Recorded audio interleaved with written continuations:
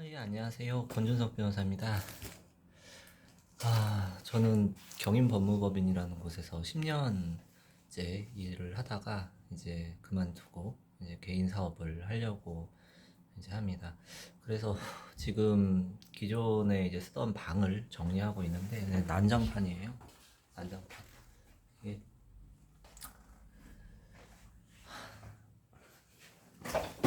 이게 좀 오랜 기간 방을 쓰다 보니까 짐들이 계속 쌓이죠. 특히 책이 굉장히 이제 많이 쌓이네요.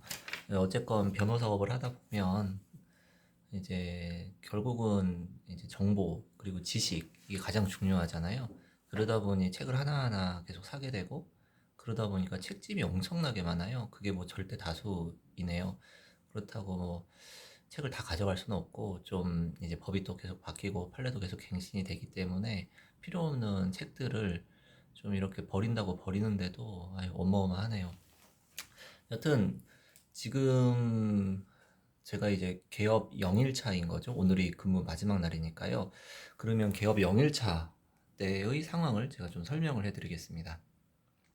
저는 이 회사에서 10년째 일을 하고 있고 10년째 일을 한 상황이다 보니까 이제 가지고 있는 사건들도 꽤 있겠죠. 그 중에 또 의뢰인께서 이제 계속 맡아줬으면 하는 그런 사건도 이제 드물지만 있기는 합니다.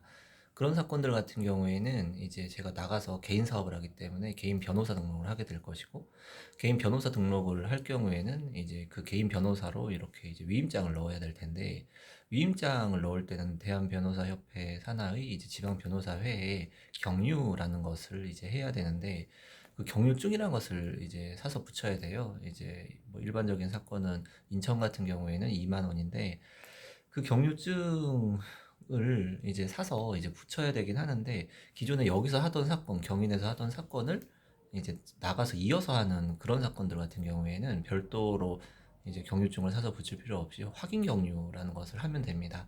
확인 경유를 어떻게 하냐면 기존 사건의 위임장을 가지고 이제 그리고 새로운 위임장을 또 만들어서 가지고 이제 변호의 사무실을 가요. 그러면 이제 거기서 이제 이 사건의 담당 변호사가 이제 나가서 이제 뭐 연이어 이제 사건을 진행한다라는 뜻에서 확인 경료라는 도장을 찍어줍니다. 그래서 이제 그 도장 찍힌 것을 이제 제출하면은 이제 위임장 제출이 되는 거죠. 경유증을 첨부하지 않거나 이런 확인 경유를 하지 않더라도 위임장을 제출하면 위임의 효력은 당연히 발생은 합니다. 다만 경유증을 제가 기억하기로는 경유를 하지 않으면 이게 무슨 뭐 처벌 규정 같은 게 있을 거예요. 과태료 같은 게 아마 있었던 것 같은데 정확하진 않습니다. 여튼 해야 된다는 거죠. 그리고 이렇게 경유를 하고 이제 제출을 하면 되는데 확인 격려한 거 같은 경우에는 특별히 추가를 할 건 없는데 확인 격려를 한 게 아니라 이제 신규로 이제 경유증을 사서 이제 붙인 경우에는 그 경유증을 이제 전산에 또 입력을 해야 돼요. 인터넷에 이제 경유증 그 입력하는 사이트가 있어요. 찾아보시면 있는데 이제 거기 입력을 해서 이제 해야 되고 그 입력할 때 이제 뭐 그렇게 입력을 하면 됩니다. 그리고 경유증 같은 경우엔 여러 개를 사 놓았다가 이제 그때그때 필요할 때마다 이렇게 붙이게 되고 그 경유증 생긴 게 어떻게 생겼냐면 잠깐만요.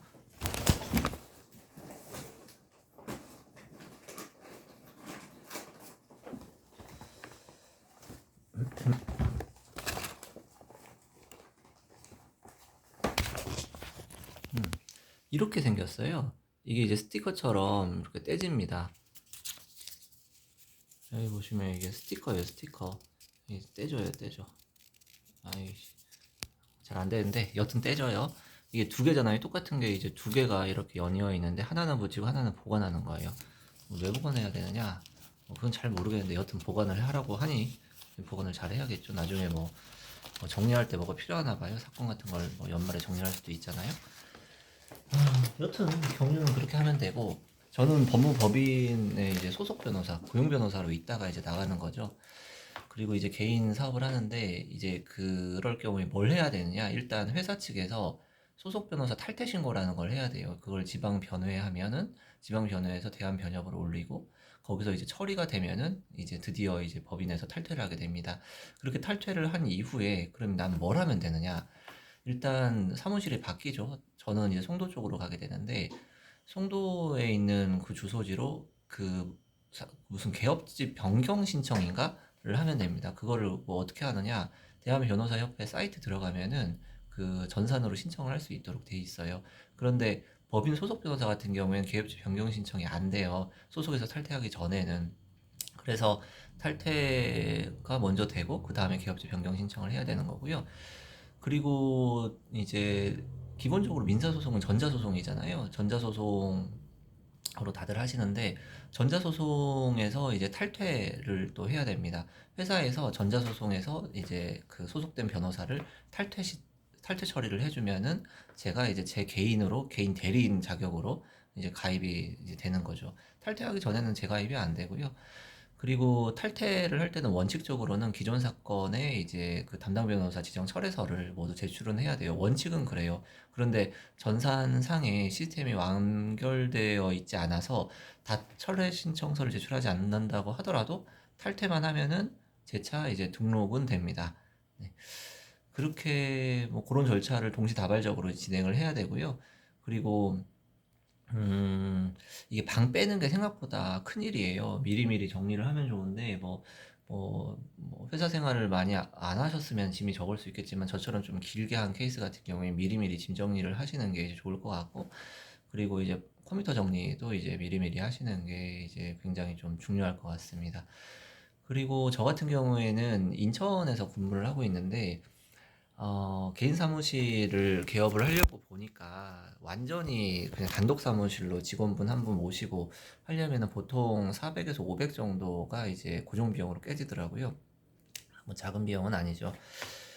그래서 이제 별산으로 들어갈까 했는데 별산으로 들어가더라도 뭐 케이스 바이 케이스긴 한데 150에서 200 정도가 깨지는 경우가 이제 많이 있더라고요. 뭐 줄이면은 100, 120 이 정도로 줄일 수도 있기는 한데 근데 뭐 여튼 뭐 고정비가 이제 그렇게 들어가는 거죠. 숨만 쉬어도 나가는 돈이라는 거죠.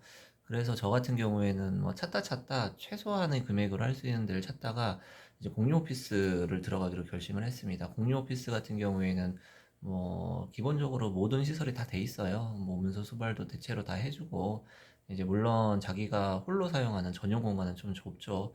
일반적인 변호사 사무실에서 변호사들이 누리는 그런 공간보다는 근데 이제 그런 부분을 이제 감안을 하고 이제 감수를 하는 거죠. 감수를 하고 대신 이제 고정비가 좀 줄어드는 그런 뭐 선택을 하는 건데 공용 오피스는 가격이 굉장히 다양해요.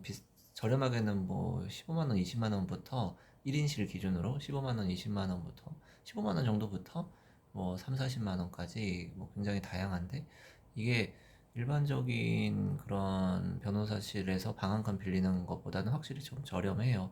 이 비용에 모든 부대 시설들, 뭐 냉장고, 커피 머신, 정수기, 상담실 같은 경우에는 뭐 유료로 또 사용을 하는 그런 경우도 있기는 한데 대체로 이제 일정 시간은 또 무료 제공이 되고, 음, 뭐 프린터기, 스캐너, 복사기, 뭐 각종 그런 일하다 보면은 부대적으로 필요한 뭐 인터넷이라든지 여러 그런 장치들이 있잖아요. 이제 그런 것들을 이제 통합해서 지원을 받는 그런 장점이 있죠.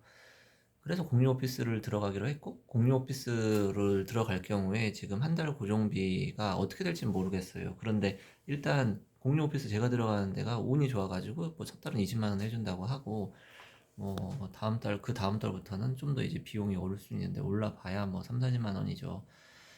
그렇게 이제 고정비가 이제 나가는 거고 그 외에 이제 뭐 경유 비용 뭐 건당 2만 원 뭐 큰 비용은 아니고 크게 고정 비용이 뭐 건강보험이나 국민연금 같은 거를 이제 회사에서 이제 반 내주고 제가 또 나머지 절반 내던 것을 이제 제가 지역가입자로 넘어가면서 올곧이 제가 내야 되겠죠.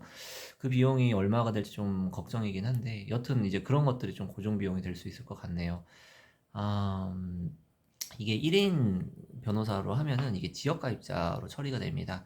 지역가입자로 처리가 되면 이제 건강보험의 그런 액수 결정하는 방법이 좀 달라지죠. 무슨 뭐 재산에 따라서 뭐또뭐 액수가 달라지고 뭐 소득에 따라서 좀 달라진다고 하는데 여기서 뭐 직원을 60시간 이상인가를 이제 근무하는 직원을 고용을 하면 이게 사업자가 돼서 지역가입자에서 이제 그 뭐냐 그 직장 가입자로 또 넘어간다고 하네요.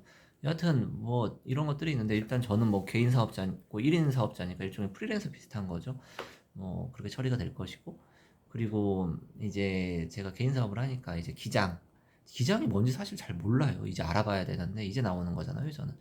기장이라는 게 뭐 돈 들어온 거 그리고 쓴 거 이제 그런 거 정리하는 뭐 복식부기 뭐 그런 거 같은데 뭐 변호사업은 뭐 복식부기가 뭐 의무라고 하더라고요. 그런 복식부기를 뭐 직접 하기가 좀 쉽지 않으니까 뭐 세무사님한테 좀 맡기나 보던데요.